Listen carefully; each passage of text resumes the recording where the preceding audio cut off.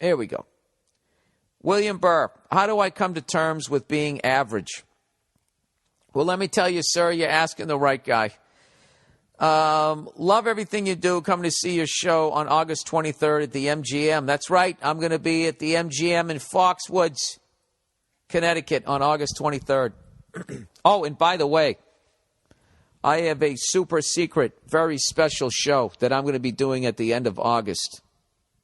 All right? I'm teasing it right now with another comedian that is way beyond me or my abilities. And I've always wanted to work with them, and I reached out to them, and we're going to do a co-headlining show. Where, you ask? I'm not saying shit until tickets go on sale. When, you ask? I told you, towards the end of August. Why, Bill? Why are you doing this, you ask? Because I'm learning from other radio guys. You kind of put half the information out there. You get everybody at the edge of their seats, and then the fucking Blackhawks score 2 goals on you, and it's over. Sorry. How do I come to terms that I just won't be financially successful to the point where money is not an issue? Jesus Christ, dude, that just made me feel sad. Why would you think that? All right, I guess he's going to go into detail as to why. He goes, I'm 30, held many technical positions in the corporate ladder at a few big companies. It is everything Office Space made it out to be, which has driven me to file patents or ideas and improvements, as well as start a few side businesses that didn't seem to really take flight. Well, there you go, sir. You know, you're basing your self-worth on other people employing you. All right? God knows I got enough shit on my podcast. eVoice, LegalZoom, Stance.com, all of that shit for you to run a fucking side business while you're holding down your job at this corporate nightmare that you don't want to be in. Believe in your talents. Dude, you think I just walked on stage and tried 3 fucking jokes and then it worked? I bombed for fucking years. For years and years and years. Like almost the first 11 years of my career, I swear to God, every time I went on stage, it was a crapshoot, whether it was going to go well or not. It was even longer than that. It's basically once you start selling tickets and people come out to your show, that the bombing goes way down. And it also makes you softer as a comic because people are coming out to see you. They give you a giant ovation as you go out there. They're already on your side. It's a home game. All right? Before you sell tickets as a comedian, every night is a fucking away game, and it's a rivalry game, and they fucking hate you. All right? So I think you're a really talented guy. I think, you know what? A lot of smart people are slightly depressed, which is how this is reading. And, dude, you just got to force yourself to pick yourself up off the mat and throw yourself against the wall. All right? Not yourself. Sorry. Stupid idea. Don't throw yourself against the wall. Whatever idea you got. Just keep putting it out there. All right? And you patent all those fucking things and you get yourself a goddamn lawyer. So when these corporate cunts come sniffing around and they want to dangle some carrot in front of you, you make sure you get as much as that carrot as humanly fucking possible. All right? Is a donkey really that dumb that it just keeps walking towards that carrot? Is it looking at it like it's a mountain? Like, wow, it's just way off in the distance. You know, is the donkey sitting there praying to its God as it just keeps, thank you. What the fuck would their God be? Can't say Jesus, I'll piss them off. You know, somebody told me the other day, why don't you make fun of Muslims, you pussy? Right? I make fun of my own fucking religion. All right? I stay within my wheelhouse. I make fun of what the fuck I know. You heard me try to talk about Eastern Europe. I don't know shit about it. It embarrasses me.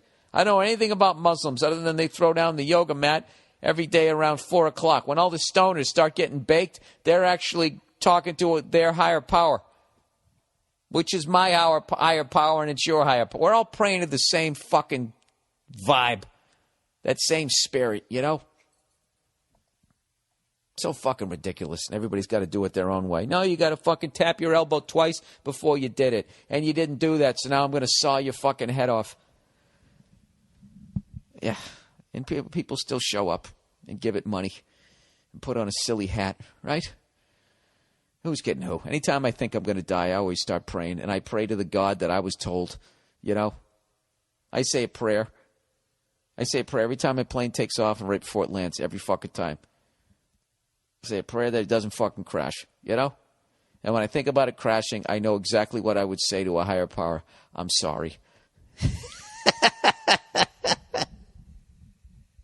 Right? And then it'll be like when I die and I go and get judged and he's like, sorry for what? And it's you know what? Yahweh, Lord, Buddha, whatever the hell you are, just straight across the board, sorry. So for all of it. The whole fucking kit and caboodle. Other than 8% of it. The other 92%. I'm just sorry. I knew it was wrong. I knew what I was doing. I tried to pull myself out of the muck, and I was too weak a person, you know? Which maybe that's on you, because you didn't fucking, you put a 4-cylinder in me, instead of giving me enough fucking horsepower mentally to pull myself out of the ditch. Yeah, I am blaming you in some way. You made me, the fuck? If I made a car and it didn't run, I'm going to blame the car? Do what you got to do. Whatever. Sorry. Anyways, back to this here. He goes, I work 50 to 60 hours a week, feeling burnt while trying my last side business. With no time but work, I'm about to realize, fuck it. Dude, don't quit. Do not quit. He goes, he's about ready to say, fuck it. It just won't be me. I won't be the guy with a lake house or a guy who can buy cars with a briefcase of money or a guy with 22-year-olds on his arm at 40.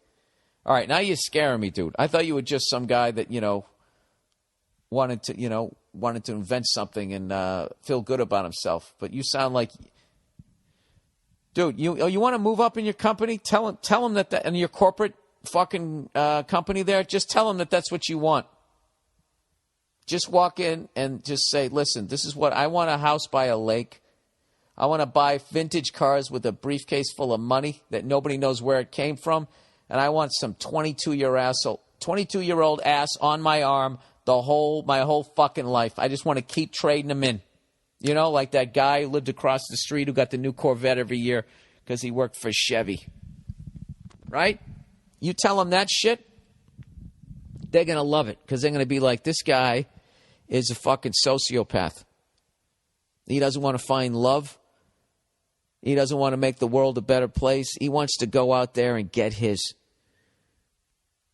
That's great. He wants a house by a lake. We'll give him a house by a lake, and we'll give him the chemicals to dump into it. That's okay? You want that house by a lake? You got to take our fucking waste and dump it in that goddamn lake. All right? Now, I want you to practice shrugging your shoulders. Well, I don't know. We want to see that you're going to be able to do that. All right? And if you get caught, you got to take the fall. Walk up to that podium over there. Let me see you. Just improvise taking the fall. We're going to throw out a couple of scenarios. All right? Just relax. We got a glass of water up there. Have a drink. Have a drink. Okay. All right. First scenario. Fucking Sheryl Crow somehow gets behind some cunt that figures out that we have 3-year-olds making the Pampers down there in Honduras. All right? We need you to take the fall. Go. Okay.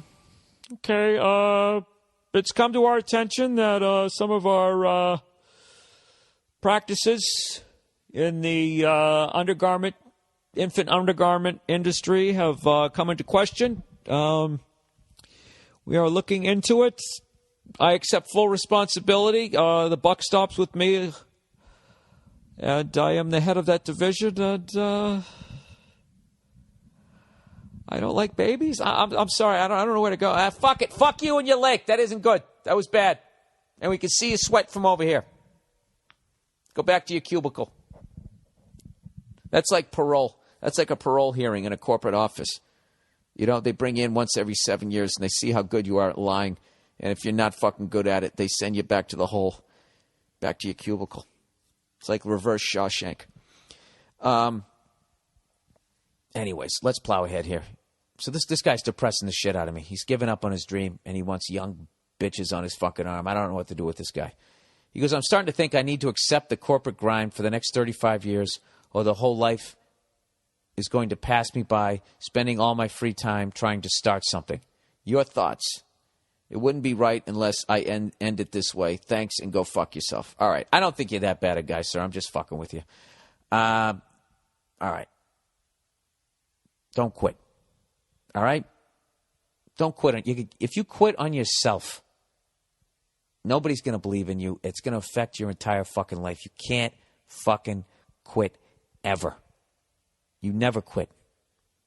Unless you're wrong. You know? If you're fucking wrong. But then what you do is you just go in another direction. That's all. Right? Like, let's say you always wanted to be a singer, but you sing like me. At some point, you got to have that honest moment and be like, I fucking stink at this. But who's to say that you're not a good producer? You couldn't record singers. You know? Or you couldn't manage singers. Or you couldn't go down to the church choir and just lip sync and act like you were singing. Right? Or get a sex change, right? And turn yourself into some hot piece of ass and get to the top of the pop charts. There's always a way, sir. And I'm not saying to get a sex change. I'm not saying not to get one. All right? Just listen to me here. Just fucking don't fucking give up on that shit. You know what it is? That's your passion. Your passion is what you're doing when you're not working 50 to 60 hours a week. All right? And the reason why this is coming off so depressing is because your heart is in that, and this voice is getting louder every day saying you don't have what it takes and you need to quit. I've been there as a fucking comic. It's the fucking worst. It hits you right in the chest. All right? You got to push through that. All right? What I do is I come up with new jokes, and I go even harder the next show. So that's what you got to do. You got to come up with a new Floby, a new George Foreman grill, a new fucking iPad, whatever the hell you're working on. You got to go even harder. Right? And someday you'll have a podcast, and you'll repeat shit 9 times in a row, and you'll mispronounce stuff. Right? And you'll have a house by a lake. I don't have a house by a lake, but I had one come through my fucking roof 3 months ago. Sorry. All right. Sir, don't quit. That will crush me, knowing that you quit. There's your halftime speech. Do not ever fucking give up on yourself. All right? What I would do if I was in your fucking situation, I would quit the corporate job first. I would downsize my life. All right? You got to make the sacrifices. Downsize your fucking life. Take a job that pays less with less hours. Live with less. Do you need all those fucking T-shirts? Do you need all that shit? Do you need a laptop? Do you need an iPad too? Do you need a mini iPad? Do you need every new fucking cell phone? You don't. You don't. How many fucking glasses can you drink out of at once? 1, maybe 2 if you join in a frat. All right? You drink out of 1.